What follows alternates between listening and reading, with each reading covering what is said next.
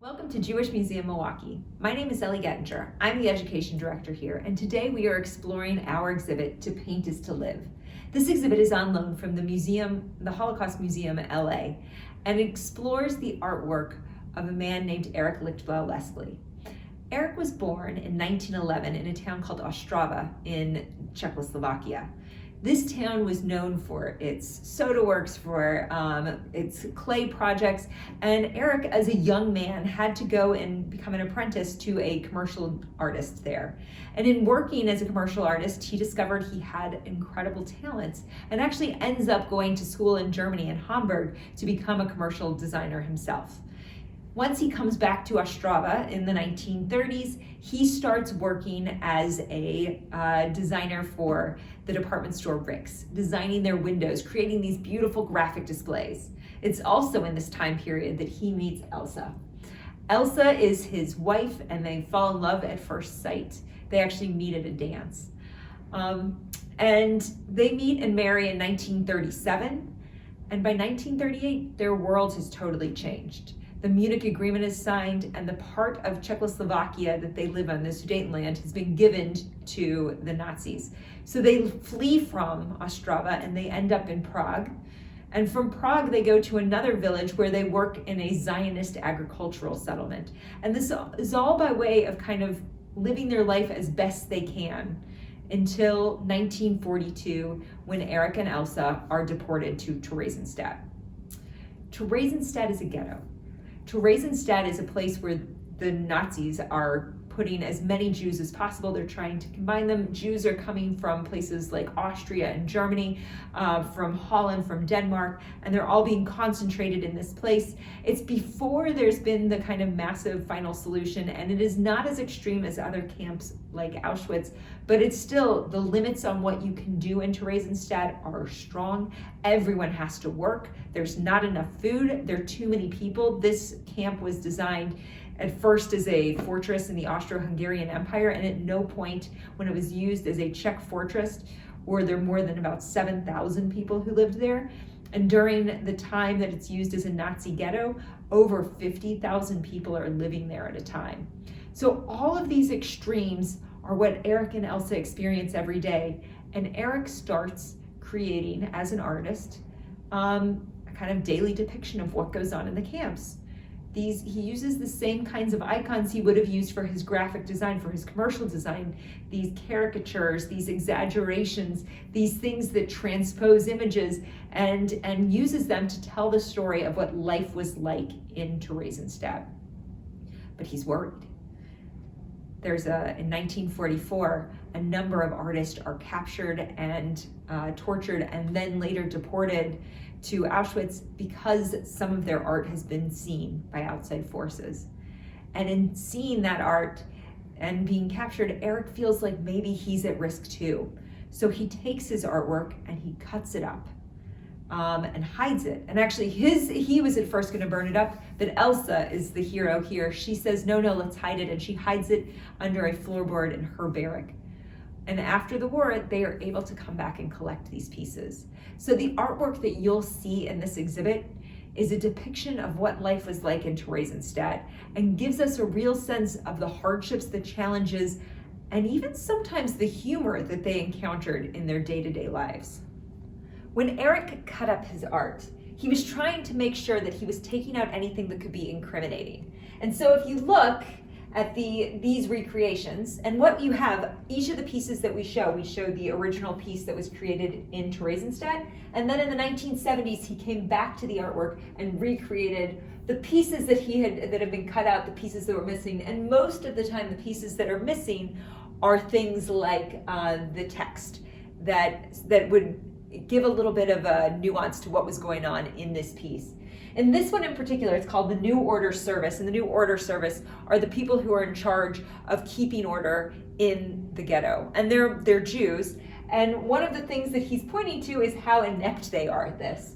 And you can see the guy here with the OD, that he's the New Order, and then these are the people who he is keeping order with, and he is keeping order by kind of pushing them and telling them don't push in the same moment in which he is actually pushing them.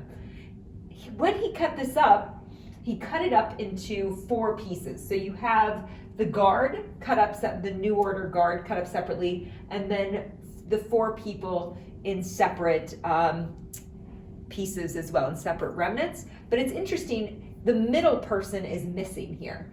And so for whatever reason, either that it was lost or that he chose that this person was recognizable, that one is not included in the recreation. So when you're looking at each of these pieces, it's always interesting to see what's different between the original that was created in 1940s Theresienstadt and what were the changes that were created when he had more equipment and more opportunity and time and not the fear of death, that as he recreated these pieces in the 1970s in Israel. So many of the pieces that Erich created are taking on this kind of sense of challenge. What is going on? How is your everyday life impacted? And in this one, he's pointing to something that is very kind of universal, the idea of reading a book as you're going to bed. And yet, this guy is being policed because he's reading this book as he's going to bed, and there's controls on how much time the light can be on, or who has access to the light. And so I think it's these little tiny mundane details where we're like, well, it's just a light. But imagine if everything in your life is like that. How you're getting food, where you're getting access to food, what you have to do to work. Erich, as an artist, had to say he was a builder because he knew as a builder he was more likely to be able to survive than as an artist, but it still meant that he was able to do things like create art. So I mean, every part of his life had to be considered and thought out, and that's one of the things that I think he really points to in these depictions of everyday life in Theresienstadt. One of the things that I think Erich Lichtblau Leskly does a beautiful job of is really opening up the experience of the Holocaust and helping us understand what life in Theresienstadt was like. But I think it also opens up broader understanding of the Holocaust in general. We tend to have a very specific vision of what a Holocaust story looks like, and it tends to look like a concentration camp or a death camp. And if you were in a ghetto like Theresienstadt, the experience was quite different. In this case, this piece is called Shared Joy is Double Joy, and that was the unofficial motto of the post office in Theresienstadt, which makes us a little bit, confused there. A post office in Theresienstadt? Who's getting and receiving mail? Are they able to send mail? It opens all sorts of new questions about what was happening there. And you can see there were people who were receiving packages, and this guy in his package is losing margarine and maybe some cookies and an apple and some sausages. And that idea of shared joy is double joy is that yes, you might be receiving this package, but it's also this sense that either some things are being taken and organized outside of it. Organized is the sense of being taken but not stolen. This was this idea of appropriation that was used a lot in camp terminology. Or by choice, you are sharing with other people. Shared joy is double joy. On the flip side of that idea of organizing, there is a real sense of negative energy going on in this piece, which is called Room Elders Are Often Mean Thieves. And Erich says about this, they were real thieves because stealing from somebody's ration was a despised act. This idea of capturing someone's windfall seemed to him very different than the idea of taking food out of another's mouth. And he is showing this guy hiding food under his blanket. And again, you see in the original how he's cut this up into 3 pieces, so you would really need to put it back together to understand what's going on. Otherwise, you just have a guy, a bed, and some bread. And there is no text there. But the sense for Erich is that there's a different sense of moral, for him, he has moral clarity about this, that stealing from all of these people, that was wrong. I would posit that this guy who's stealing from the room ration, is still in that same sense where he needs to try to survive, and this is what he's doing to try and survive. And this would be one of the many choiceless choices that people had during the Holocaust. Theresienstadt was home to many composers, artists, writers, intellectuals, and it had an active cultural life.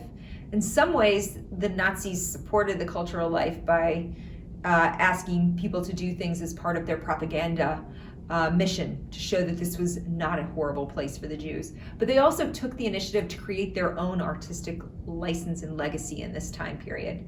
This is a depiction of a play called The Ghetto Girl, which was made by a composer right before he was deported. And it's such a beautiful piece. And in fact, it's a story of love. It's a love story with a happy ending, in which you have this couple getting together. And it's about young love. Interestingly, Erich chose, instead of showing a young actor and actress, he's showing the people as older, and he's actually positioning them at the entrance of the hospital. So it's this question of maybe the art and culture, which is such an integral part of the camp, is it also a facade? Is it also just an illusion as well? In 1944, the Red Cross comes to Theresienstadt, and they come on this mission to be able to document what's going on there, and it becomes an opportunity for the Nazis to create this propaganda camp. And they do all sorts of things to make the camp appear as though it is a pleasant place to live. For one thing, they deport thousands of people to Auschwitz so that they're not as crowded. They create wash basins, they have sporting events, they clean everything up. They provide people for when the Red Cross is there. They have people seated in a dining hall having meals at a table with a cloth. And they move the old people around to make it look like they're being taken care of as opposed to being ignored or persecuted.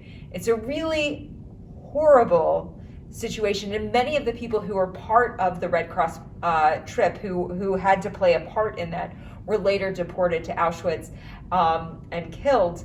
But it also just shows how far the Nazis were willing to go to perpetrate the Holocaust, that they were willing to create this whole lie scenario so that the world would believe that they were doing good things, that they weren't killing lots of people, that they weren't, even if they weren't killing people directly like they were doing in some of the camps, that they weren't killing them with poor conditions. And so these pieces that Erich has created is going to show all of the different ways in which they are creating this illusion for the Red Cross. In this case, they're literally washing the sidewalks and creating banners for sports festivals, a soccer match, light athletics, dance clubs to be happening when the Red Cross are there. And I think it really goes to show just how far the Nazis were willing to go, because they were willing to say, we are going to create a whole lie about this. They ended up not just using this for the Red Cross visit, they created a movie, and much of this footage does document what life in Theresienstadt looked like if you were taking it through the Nazi lens, if you were going through that propaganda lens.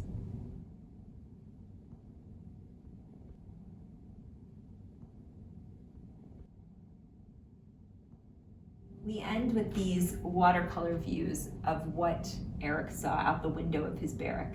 And you can see the life, the city, the town just beyond the walls of Theresienstadt, that he had to look out on every day and realize that he couldn't get there. Erich and Elsa survived in Theresienstadt. They were never deported to another camp. Erich did briefly go to a work camp in Germany, and has a couple of images that document that time. But these pieces provide an amazing collection of anecdotes, stories of daily life. And it's an important artistic contribution, but also primary source contribution to understanding what life was like in Theresienstadt through his experience. Through these caricatures, through these cartoons, you can really get a better sense of the hardships, the challenges, and the daily struggles in which he particularly faced. And so as we're looking at this exhibit, I urge you to consider what are the ways in which documentation can come from unexpected places, and what are the ways in which cartoons can show you things that writing or pictures cannot. Thank you so much for joining us. This exhibit will be on display until May 30th. We hope you can visit.